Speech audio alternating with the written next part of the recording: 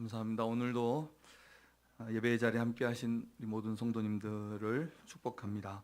2023년 우리 교회 표대로 성도님들의 가정과 또 교회 가운데 또 기도하고 소원하는 모든 일 가운데 하나님의 채우심이 넘치시는 그런 은혜가 있기를 주님의 이름으로 축복합니다.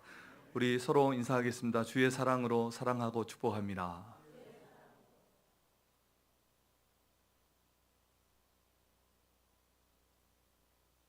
어떻게 사는 것이 잘 사는 것일까요? 우리는 다 삶을 살고 있는데 챗 GPT에 제가 한번 물어봤습니다.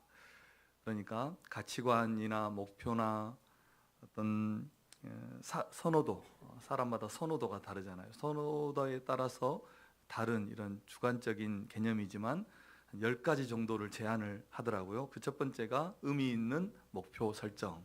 그래서 인생에 어떤 목표가 분명히 정해진 사람이 잘 살더라. 첫 번째가 그렇고, 두 번째, 세 번째는 뭐니 해도 신체, 몸이 건강해야 되고 또 정신도 건강해야 된다. 이렇게 말하면서 그 건강이 우선인데 세 가지를 말하더라고요. 균형 잡힌 식단 유지, 그리고 규칙적인 운동, 충분한 수면을 취하라. 이렇게 챗 GPT가 알려주더라고요. 그리고 네 번째는 관계가 건강해야 된대요. 그래서 가족이나 또 이웃, 지역사회 관계가 건강한 사람이 잘 살더라 하는 것이고, 그리고 다섯 번째는 이제 감사를 실천해야 된대요. 감사할 일을 찾아서 언제나 감사하는 사람이 되려고 노력할 때 잘 살더라 이렇게 말하고, 여섯 번째부터 열 번째는 개인적인 성장, 또 목적과 의미 찾기, 시간 관리, 정신 건강, 또 균형 잡힌 삶, 이런 것들을 제안을 하더라고요. 요즘은 설교도 챗 GPT가 만들어줘요. 부활절 설교 만들어줘 그러면 부활절 설교 쫙 나오고, 독일에서는 AI가 설교를 하기도 했대요. 제가 오늘 하는 설교는 제가 만든 설교입니다. 그래서 오늘 한 번 더 전도에 대해서 설교하고자 합니다. 오늘 본문 다니엘 12장은 다니엘서의 마지막 장인데, 이 12장은 인류 역사의 마지막에 있을 대환란, 그리고 부활과 심판, 그리고 구원에 대해서 예언한 그런 장입니다. 말씀입니다. 이 마지막에 있을 그 환란은 개국 이래로, 그러니까 역사 이래로 가장 큰, 다시는 없을 그런 큰 환란이 마지막에 일어날 것이고, 그때 책에 기록된 모든 자가 구원을 얻게 되고, 잠자는 자들이 깨어나서 생명을 얻을 자는, 영생을 얻을 자는 영생으로, 그리고 영원히 수치를 당할 자들도 있겠다, 이런 말씀입니다. 자, 이렇게 마지막에 일어날 일들을 기록하면서 이제 3절을 기록하고 있는데, 이런 마지막 시대에 그 마지막 시대를 사는 사람들이 어떻게 살아야 하는지, 또 어떻게 행해야 하는지에 대해서 3절 말씀을 통해서 권면하고, 또 그래서 이 마지막 시대를 살고 있는 우리에게도 아주 귀한 말씀이라는 것을 우리가 알 수 있습니다. 3절에 보니까 이렇게 말씀했습니다. 지혜 있는 자는 궁창의 빛과 같이 빛날 것이요, 많은 사람을 옳은 대로 돌아오게 한 자는 별과 같이 영원토록 빛나리라. 이렇게 말씀을 했습니다. 역사학자 유발 하라리라는 분이 있어요. 호모 사피엔스라는 책을 쓰고 그 다음 책으로 호모 데우스라는 책을 이렇게 썼는데, 그 책의 뒷표지에 나오는 내용입니다. 그 내용에 보면 역사상으로 이제 역사는 굶어 죽는 사람보다 너무 많이 먹어서 죽는 사람이 더 많아진 시대가 되었다, 이렇게 말을 하고, 질병으로 죽는 사람보다 나이 들어서 죽는 사람이 지금 더 많아졌다.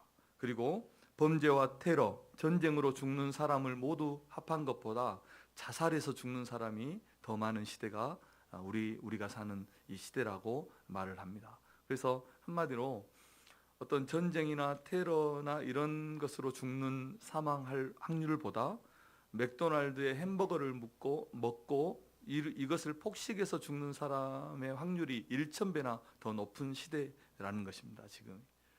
그래서 역사학자이면서 미래를 예측하는 이런 사람들, 미래학자들이거든요. 그래서 이렇게 말을 합니다. 인류의 가장 큰 문제였던 질병이나 배고픔이나 전쟁의 이런 위험이 이제는 다른 것으로 바뀌고 있다, 대체되고 있다. 그리고 여러 가지 질문들을 던지는데 이제 이런 세상의 주인공인 인간의 운명은 앞으로 어떻게 될 것인가? 또 우리가 사는 세상은 어디에서 와서 앞으로 어떻게 흘러갈 것인가?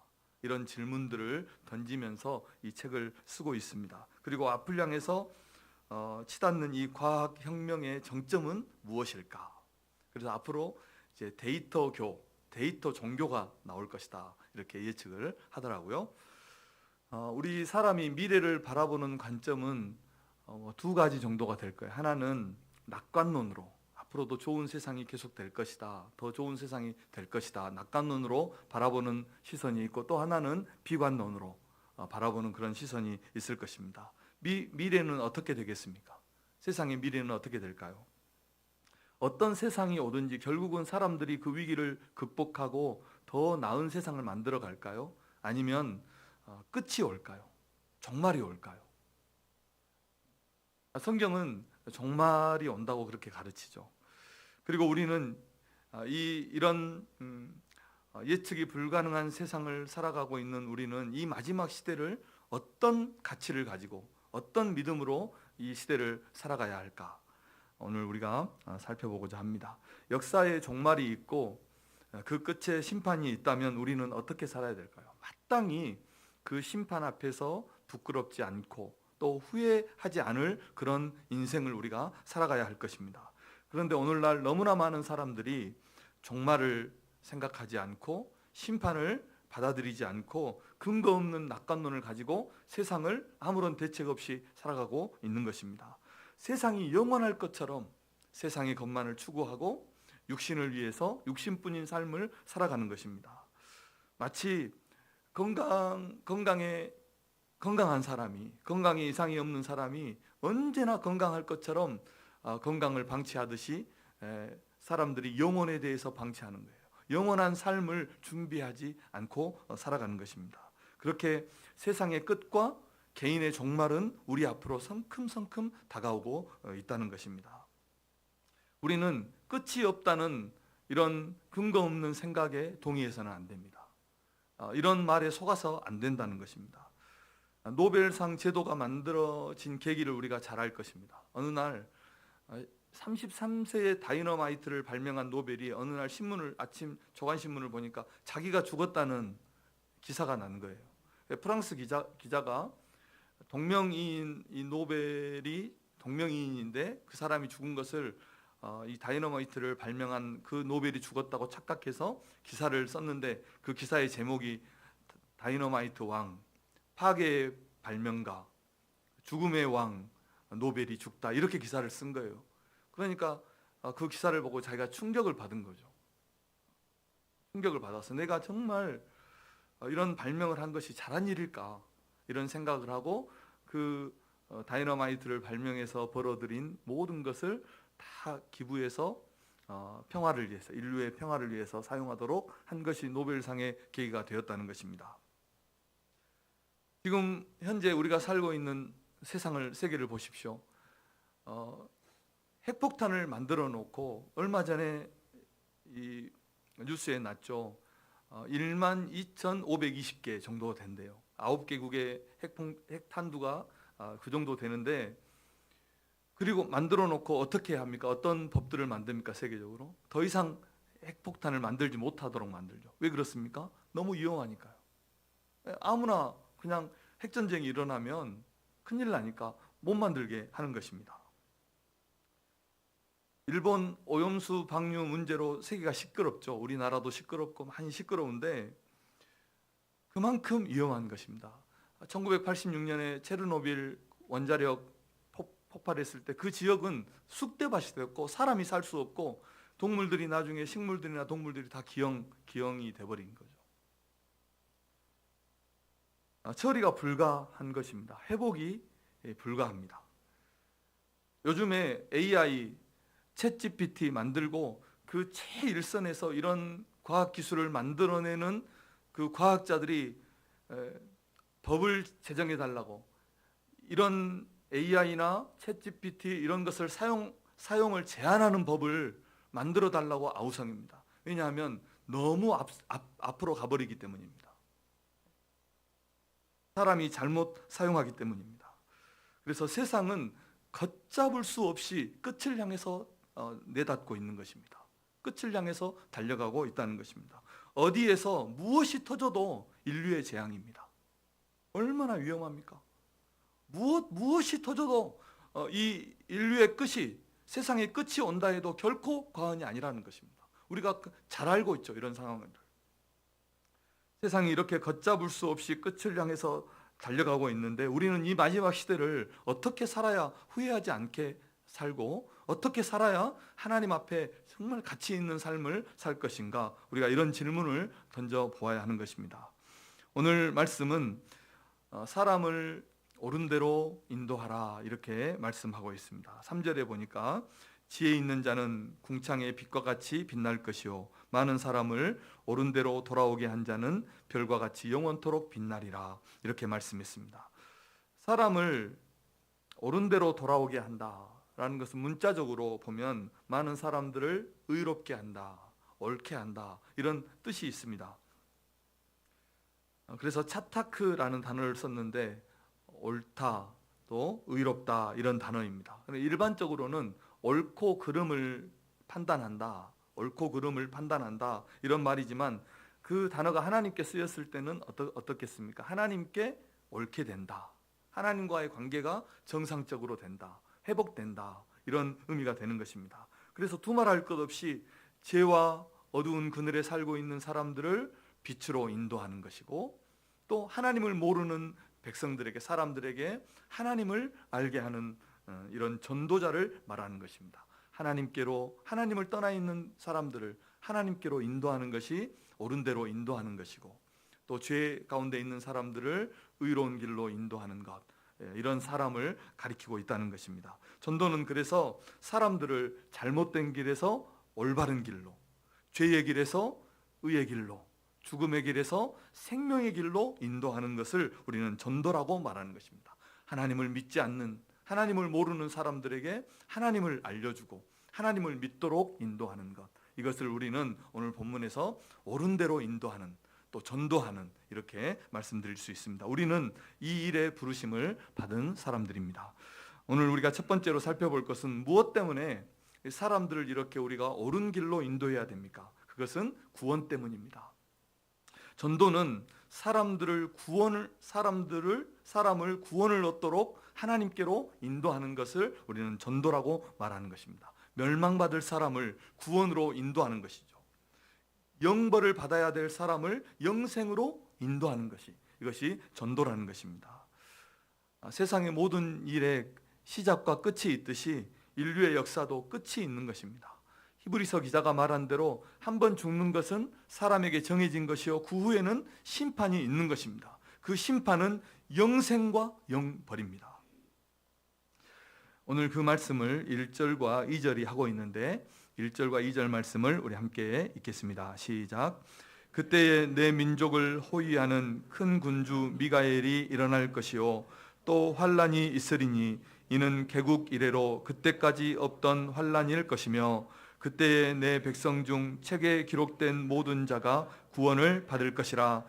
땅의 티끌 가운데에서 자는 자 중에서 많은 사람이 깨어나 영생을 받는 자도 있겠고, 수치를 당하여서 영원히 부끄러움을 당할 자도 있을 것이며. 아멘. 이 마지막 종말이 왔을 때, 세상의 끝이 왔을 때 영생을 받을 자도 있겠고 영원히 수치, 영벌을 받을 자도 있겠다는 말입니다.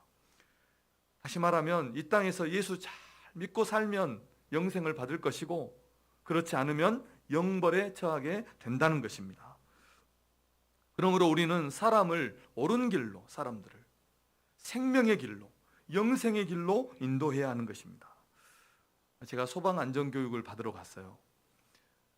갔는데 소방훈련에서 또 혹은 가장 중요한 것이 인명이 생명을 살리는 거래요. 생명이 다치지 않는 거래요. 인명피해가 없어야 한다는 것입니다. 그래서 화재 경보가 나면 소리가 경종이 막 크게 울려도 이 소리를 끄지 말고 원인을 빨리 찾아서 사람을 불이 났다면 사람을 대피시키는 것이 첫 번째라고 말합니다. 그래서 인명피해가 나면 복구가 안 된대요. 다른 것은 복구가 되는데 인명피해는 복구가 안 된다. 그래서 인명피해가 가장 중요하다는 겁니다. 그런데 우리가 한 번씩 오작동 돼서 소리 나면 이 관리자들이 어떻게 합니까? 소리가 시끄러워 소리 끄는데 그러면 책임이 그 안전관리자에게 다 온다는 겁니다. 그래서 소리를 끄기 전에 경종을 끄기 전에 사람을 원인을 먼저 찾으라고 그렇게 가르치더라고요. 생명은 무엇과도 어떤 것과도 바꿀 수 없는 소중한 것입니다. 가장 귀한 것입니다. 마가복음 8장 36절 37절입니다. 시작. 사람이 만일 온 천하를 얻고도 자기 목숨을 잃으면 무엇이 유익하리요? 사람이 무엇을 주고 자기 목숨과 바꾸겠느냐? 아멘. 단순하지만 아주 단순한 진리 같지만 우리가 예수 믿는 이유도 그리고 이 예수의 이름을 전하는 이유도 생명을 구원할 길이기 때문입니다. 그것도 유일한 길이기 때문에 우리는 전도하는 것입니다. 영원한 지옥 형벌을 벗어나서 영원한 생명을 얻는 저 하나님 나라에 들어갈 유일한 길이기 때문에 우리는 전도하는 것입니다. 예수 믿는 것입니다. 그래서 우리 안에는 믿지 않는 영혼들을 향한 이런 진실함과 간절함이 우리 안에 있어야 되고 영혼을 향한 눈물이 있어야 하는 것입니다. 그들의 손을 놓지 않는 그런 인내가 우리에게 있어야 하는 것입니다. 교회는 우리 성도들은 주님 오실 그날까지 이 복음의 등불을 꺼뜨리지 않고 구원의 경종을 울리면서 사람들을 하나님께로 인도해야 하는 것입니다. 불 가운데 있는 사람들을 끄집어내듯이 물에 빠진 영혼들을 끄집어 올리듯이 우리는 그렇게 영혼들을 위해서 기도하고 영혼들을 구원해야 할 줄로 믿습니다. 물에 빠져 있는 사람이 있다고 생각해 보세요. 그 사람을 구원하는 것은 배에 올라와야 구원입니다. 배로 끄집어 올려야 구원이에요. 자기가 아무리 허우적거리면서 나는 아직 살아있어, 살 수 있어 그렇게 하더라도 결국은 배에 올라오지 않으면 그 사람은 물에서 죽게 되는 것입니다. 언제까지 물에 떠 있겠어요? 세상에 사는 사람들이 그 가운데 있는 것 아니겠습니까? 그래서 우리는 여전히 그 물 가운데 있는 사람들, 물속에 허우적거리고 있는 그 영혼들을 향해서 우리의 손을 항상 펼치고 있어야 하는 것입니다. 우리의 얼굴이 이런 경각심 때문에 우리의 얼굴이 너무 경직되어 있는 것도 문제지만 교회가 이 구원의 본질 또 구원의 이 절실함을 전도의 절실함을 잃어버리는 것은 더 큰 문제인 것입니다. 그래서 우리 성도님들이 얼굴은 부드럽게 그러나 마음은 간절하게 전도에 임해야 할 줄로 믿습니다. 얼굴을 부드럽게 웃고 계셔요. 설교 들을 때도 부드럽게. 우리 교회가 이렇게 복음의 깃발을 높이 들고 생명을 살려 구원하는 일에 계속해서 헌신하고 또 하나님께 쓰임받는 교회가 되기를 주님의 이름으로 축복합니다. 두 번째로는 왜 우리가 사람들을 이 구원으로 또 옳은 길로 인도해야 됩니까? 그것은 그 일이 이 구원을 전도하는 일이 생명을 살리는 일이 우리의 삶에서 가장 가치 있는 일이기 때문입니다. 자, 오늘 3절은 많은 사람을 옳은 대로 돌아오게 한 자는 별과 같이 영원토록 빛나리라 이렇게 말씀을 했습니다. 예수님은 제자들에게 누가복음에서 22장 29절 30절에서 이렇게 말씀했습니다. 내 아버지께서 나라를 내게 맡기신 것 같이 나도 너희에게 맡겨 너희로 내 나라에 있어 내 상에서 먹고 마시며 또는 보좌에 앉아 이스라엘 12지파를 다스리게 하려 하노라. 전도자로 세상에 보내시는 그 제자들에게 너희가 마지막 날에 내 나라에 너희도 함께 있어 그 나라에서 먹고 마시며 12보좌에 앉아서 요한계시록 보면 24보좌에 앉아서 그 지파를 다스리는 그런 축복을 너희들에게 주겠다 이렇게 말씀하셨습니다. 바울은 복음을 위해서 온갖 모든 일을 다 했어요. 약한 자들에게는 약한 자처럼 되고 율법 아래에 있는 사람들에게는 율법 아래에 있는 사람처럼 되고, 율법 없는 사람에게는 율법 없는 사람처럼 되어서 그 영혼들을 구원하는 일에 온전히 자신의 삶을 다 드렸습니다. 왜냐하면 그 복음에 참여하고 싶었기 때문입니다. 바울은 상을 얻는 사람이 오직 한 사람 있는 것처럼 그렇게 복음 전도의 일에 매진했어요. 한 사람 상을 얻는 것처럼 그렇게 복음을 위해서 전심전력했어요. 운동선수가 그 운동 경기를 위해서, 올림픽 나가는 선수가 그 한 번의 경기를 위해서 4년을 자기를 절제하면서 훈련하고 피땀을 흘리는 것처럼 그렇게 복음 전도를 위해서 전심전력한 사람이 사도 바울이었습니다. 그가 고린도전서 9장 24절 25절에서 이렇게 말씀합니다. 운동장에서 다름질하는 자들이 다 달릴지라도 오직 상을 받는 사람은 한 사람인 줄을 너희가 알지 못하느냐. 너희도 상을 받도록 이와 같이 다름질하라. 이기기를 다투는 자마다 모든 일에 절제하나니 그들은 썩을 승리자의 관을 얻고자 하되 우리는 썩지 아니할 것 영원할 것을 얻고자 하노라. 예수님은 마가복음 10장 29절 30절에서 이렇게 말씀했습니다. 함께 읽어보겠습니다. 시작. 예수께서 이르시되 내가 진실로 너희에게 이르노니 나와 복음을 위하여 집이나 형제나 자매나 어머니나 아버지나 자식이나 전토를 벌인 자는 현세에 있어 집과 형제와 자매와 어머니와 자식과 전토를 100배나 받되 박해를 겸하여 받고 내세의 영생을 받지 못할 자가 없느니라. 아멘. 마지막 말씀 보세요. 내세의 영생을 받지 못할 자가 없느니라. 구원받음의 가장 확실한 표가 무엇일까 생각해 보세요. 전도이지 않을까요? 성경이 이 전도의 가치를, 전도자의 축복을 얼마나 높이, 그 가치를 얼마나 높게 부여하고 있는가를 우리는 기억해야 됩니다. 오늘 본문과 바울과 예수님의 말씀을 통해서. 세계적인 부흥사 찰스 피니가 있어요. 이분이 변호사 개업을 하려고 한 판사실에 앉아 있는데, 준비하고 있는데 하나님으로부터 이런 마음이 주어졌어요. 피니야, 너 변호사에서 무엇 할래? 물어봤어요. 돈 벌지요? 돈 벌어서 무엇 할래? 은퇴하지요? 파이어족, 은퇴하지요. 은퇴해서 무엇 할래? 이제 죽겠지요. 그 후에는 어떻게 되지? 심판을 받겠지요. 이런 하나님의 음성, 또 자신의 질문들을 반복하면서 자기가 깨닫게 된 거예요. 깨닫게 되고, 그래서 자기를 위해서 생각했던 이기적인 생각들, 또 세상의 것을 얻고자 했던 마음들, 이런 마음들을 다 내려놓고 복음을 위해서 살기로 결단하고 기도하고 50년 동안, 그 후로 50년 동안 복음을 위해서 전심전력해서 미국의 부흥의 대각성을 이루어내고 많은 사람들을 구원으로 인도했다는 것입니다. 저도 요즘 계속해서 기도하는 것이 이런 기도입니다. 영혼에 집중하는 목회, 생명을 살리는 목회. 그래서 우리 교회의 목회의 방향을 온전히 전도로 정하고 영혼을 살리고 그들을 신실한 하나님의 사람들로 세워가는 일에 제가 기도하고 있고, 그런 목회 방향으로 우리가 교회를 이끌어 가야 되겠다, 이런 마음을 가지고 기도하고 있습니다. 생명보다 귀한 것은 없고 사람보다 중요한 것은 없습니다. 그렇게 제가 기도하고 그렇게 영혼들을 바라보니까 사람이 기대가 되는 거예요. 사람이 기대가 돼요. 우리가 사람 생각해 보세요. 참 지겨운 단어이기도 하지만 사람처럼 우리에게 기쁨을 주는 것이 어디에 있습니까? 사람이 희망인 것입니다. 우리 옆 사람 그렇게 한번 인사하겠습니다. 당신이 희망입니다. 한 영혼이 천하보다 귀하다면 그 한 영혼을, 천하보다 귀한 한 영혼을 주님께 인도하는 그 축복은 얼마나 크고 하나님 보시기에 얼마나 아름답고 소중하겠습니까? 우리 인생은 하나님의 부르심을 찾아 떠나는 여행입니다. 여정입니다.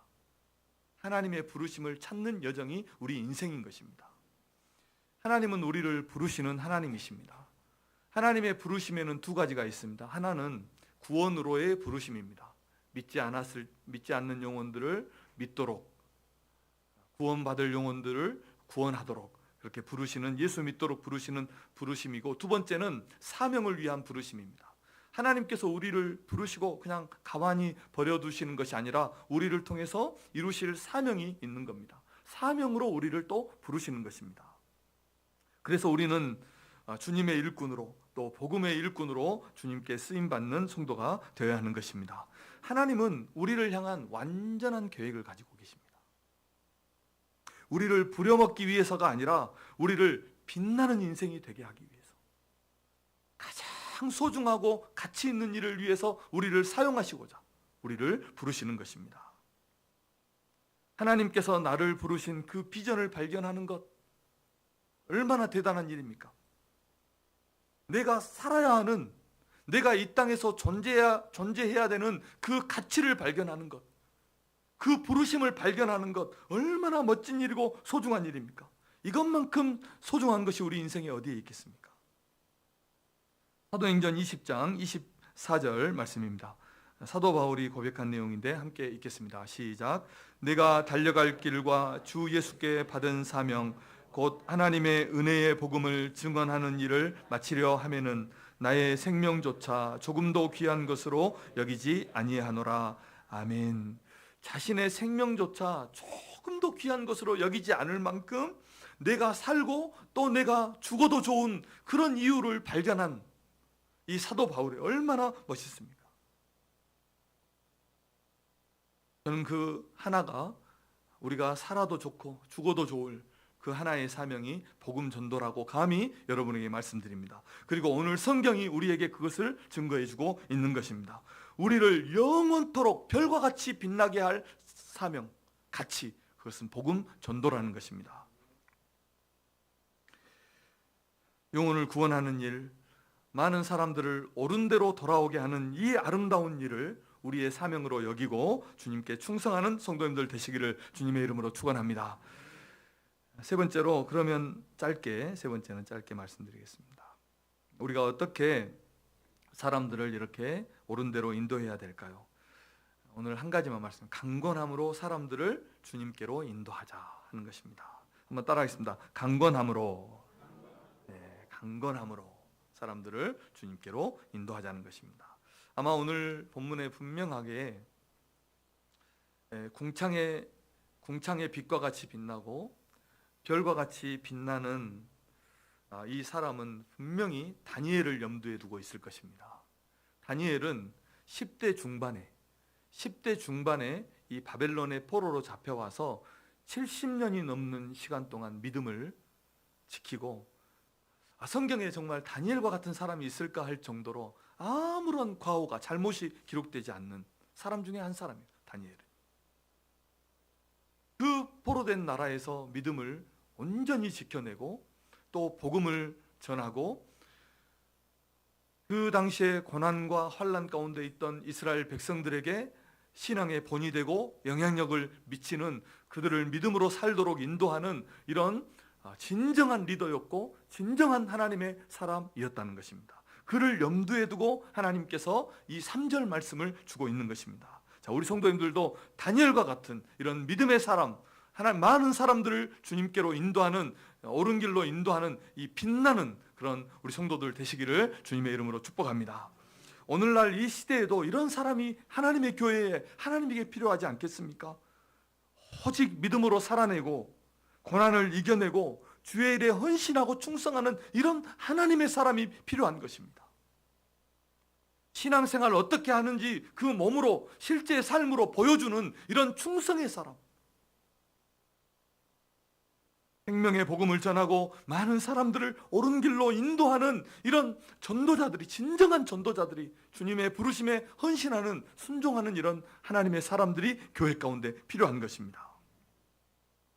예수님은 제자들에게 이렇게 말씀했죠. 추수할 것은 많되 추수할 일꾼이 적으니 추수하는 주인에게 청하여 일꾼들을 보내어 주소서라고 기도하라고 말했습니다. 교회는 이런 일꾼이, 또 특히 마지막 시대에는 이런 일꾼이 필요한 것입니다. 우리 성도님들이 이런 하나님의 일꾼, 하나님의 사람들 되시기를 주님의 이름으로 축원합니다. 말씀의 결론입니다.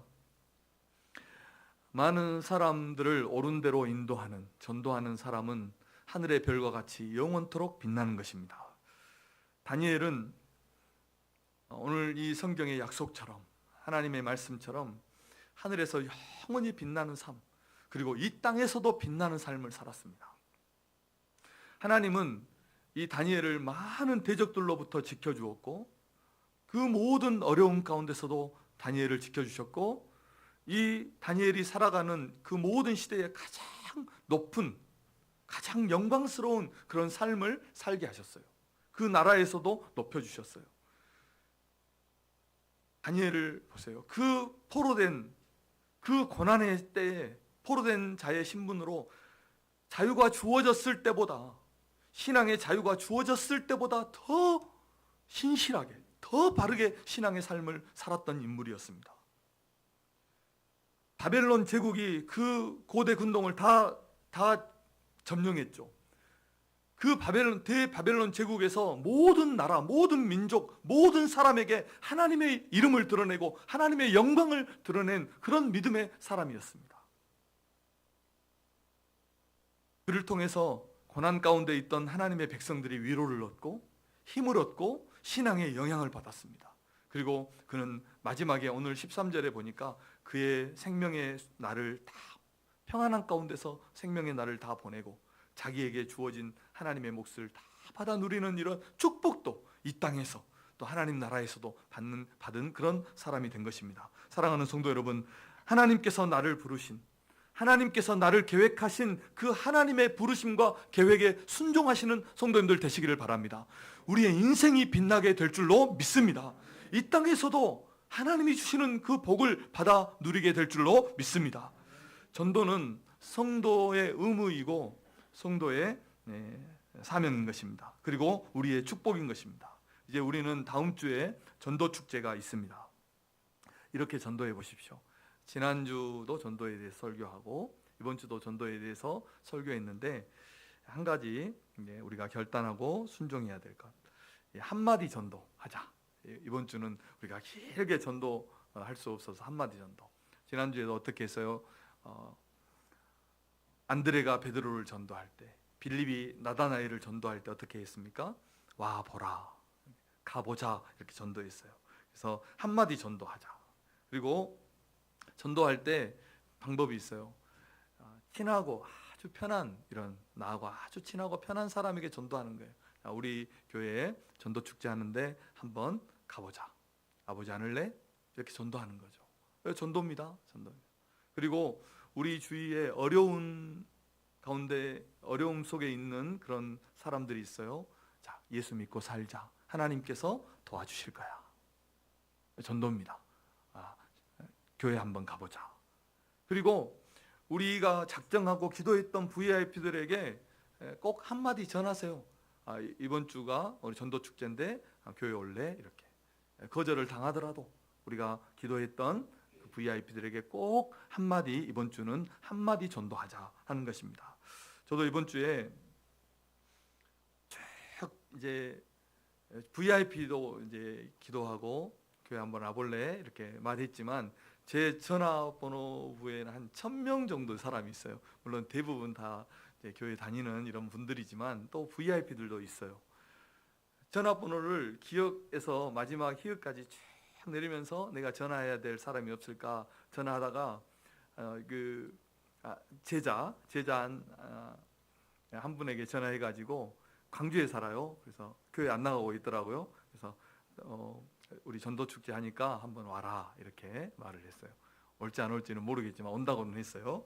그래서 광주에 있든지 서울에 있든지 올 수 있잖아요. 올 수 있습니다. 그래서 이렇게 이번 주에는 꼭 복음을 전하는 일에, 또 예수님을 전하는 일에 한마디 전도해서 다음 주에 우리 예배당이 가득 차는 역사가 있기를 바랍니다. 교회에는 말꾼이 있고 구경꾼이 있고 싸움꾼이 있고 일꾼이 있습니다.